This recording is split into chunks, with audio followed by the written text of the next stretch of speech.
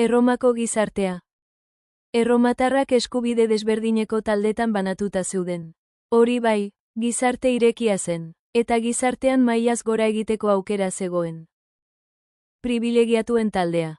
Nobilitas edo honestiorez. Senatariek, magistratuek eta inperioko goi karguek. Negozioetan jarduten zuten plebeio aberatsek. Eta administrazioko goi mailako karguek, zaldunak. Osatzen zuten.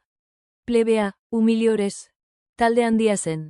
Nekazariek eta hirietako soldatapekoek osatzen zuten. Baliabiderik gabeko plebeio batzuek patrizio baten zerbitzura jarduten zuten. Eta bezero bihurtzen ziren. Libertoak. Aske geratutako esklaboak ziren. Eta haien semeek hiritartasuna eskuratu zezaketen. Esklaboak. Oso ugariak ziren. Eta lan gogorrenak egiten zituzten. Etxeko zerbitzuko lanak, anfitetatroko gladiadoreak, eta abar. Baina irakaskuntzan edo administrazio lanetan ere aritzen ziren.